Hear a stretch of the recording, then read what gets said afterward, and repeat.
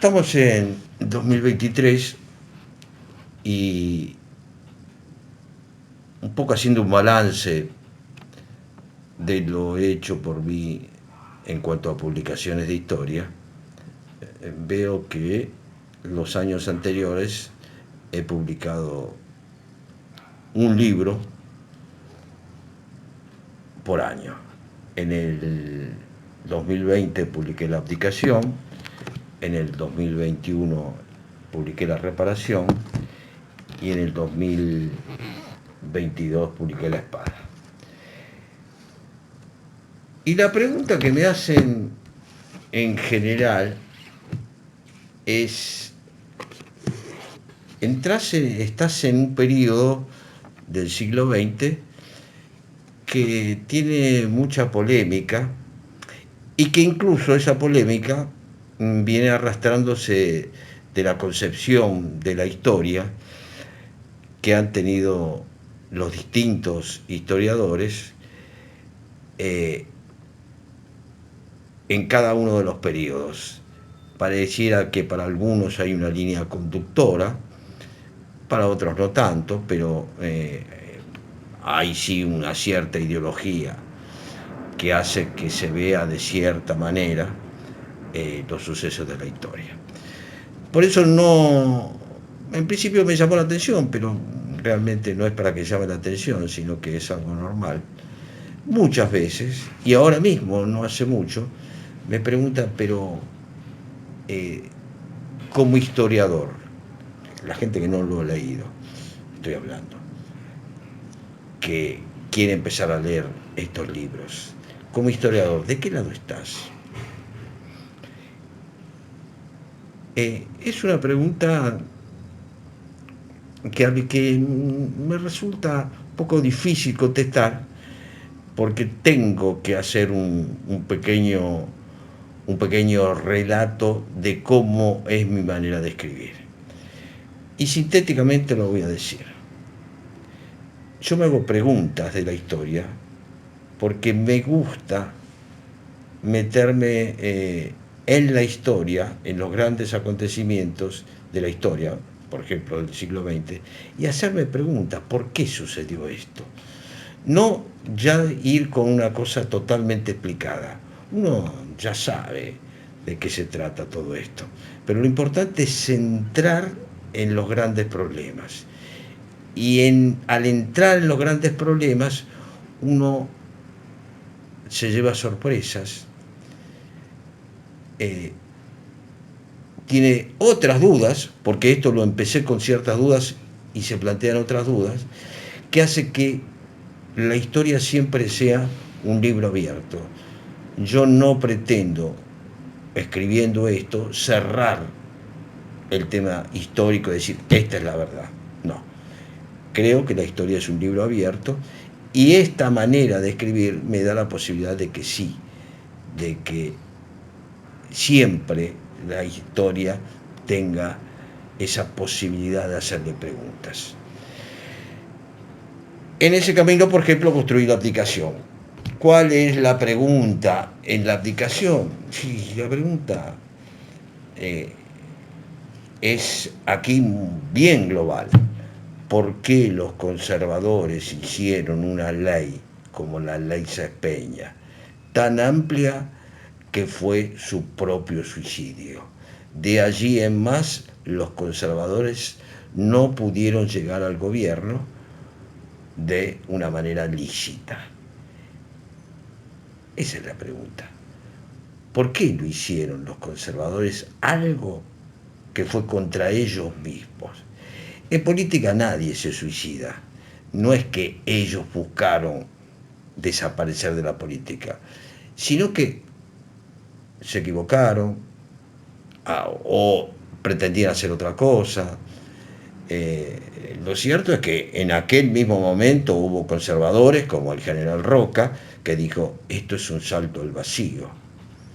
Hubo otros conservadores que se opusieron a la ley Sáenz Peña por todo eso, por ser una ley tan amplia, tan permisiva para que puedan entrar a votar todos los sectores y de manera objetiva.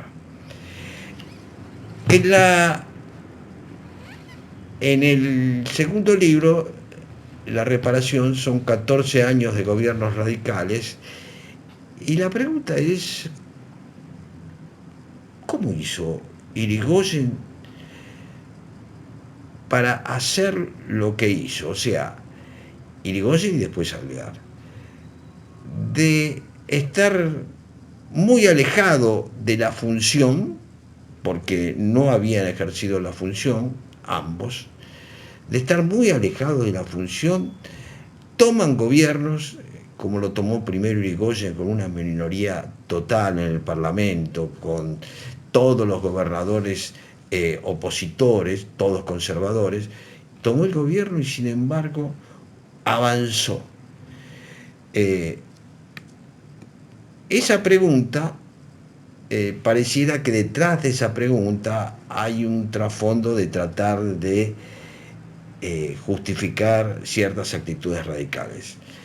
Y por eso alguno puede pensar que es tendencioso el hablar así de hombres como Irigoyen y Alvear. Sin embargo, ambos tenían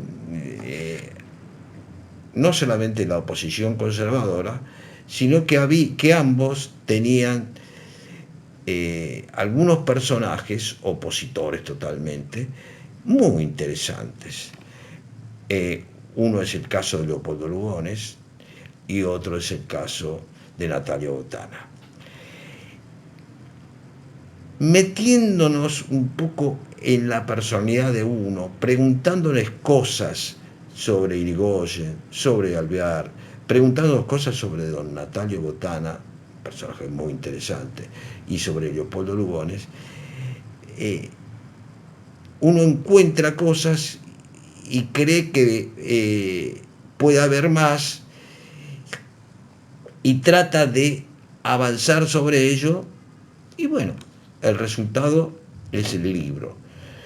No es un libro para radicales, tampoco es un libro para los conservadores, no está alineado, está pensado con muchas dudas, pero esas dudas traen preguntas y traen conocer más. El dudar es de alguna manera la etapa anterior a conocer.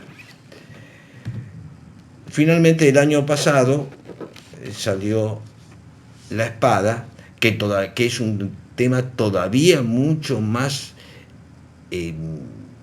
controvertido y mucho más analizado desde una perspectiva totalizadora. ¿Por qué esa perspectiva totalizadora? Porque directamente se ha dicho en la etapa de la década infame, de 1830 a 1945. Y yo no quise trabajar sobre esa idea de década infame, sino preguntarme cosas. Porque si yo decía, la palabra infamia es una palabra muy pesada, es como la palabra traición. Si hay traidores, no hay análisis. Si hay infamia, no hay análisis. Yo quería hacer análisis. Y en ese análisis están, por ejemplo, la figura bastante interesante de Agustín P. Justo y de los otros presidentes que lo siguieron, como el caso de Ortiz y después Castillo. ¿Y qué es lo que yo me pregunto? Y yo me pregunto, pero en economía fue tan infame que, por ejemplo, en el periodo del 30 al 43, se creó el Banco Central, tema que hoy sigue siendo discutido. Se crearon desde el Estado entidades que intervinieron en toda el desarrollo productivo del país, como la Junta Nacional de Carnes y la Corporación Argentina de Productores de Carne, como la Junta Nacional de Granos. Esos temas que, por ejemplo, si hoy lo vemos, es otra realidad. Pero si hoy vemos, por ejemplo, la enorme sequía que hay en el país y las soluciones que se pueden dar, es difícil, no hay soluciones. Y en aquella época se dieron esas soluciones que creo que se podían dar y hoy no se pueden dar. Pero de cualquier manera es interesante ver de qué manera se resolvieron esos problemas. Es interesante, muy interesante, que 1929 haya llegado al país, y sobre todo en el año 30, la gran crisis mundial, y que la Argentina no haya caído en default como tantos países de América Latina y los que hoy, como Uruguay, como Chile, los que hoy están mejor que nosotros desde el punto de vista económico, no hayan tenido esos problemas y nosotros no. Es muy interesante ver este periodo, pero además de la parte económica, que es fundamental por lo que estoy diciendo, por la crisis, eh, es, eh, es para plantearse ciertas cosas de los distintos personajes que ahí actuaron, que pulularon por el poder, que subieron y bajaron en el poder, y que realmente merece la pena ser estudiados. Eh, y les repito, tanto en el primero, segundo y tercero, si hoy tuviera que escribir, tendría más cosas que escribir. ¿Por qué? Porque a raíz de lo que dije surgen otras preguntas, y eso es la historia.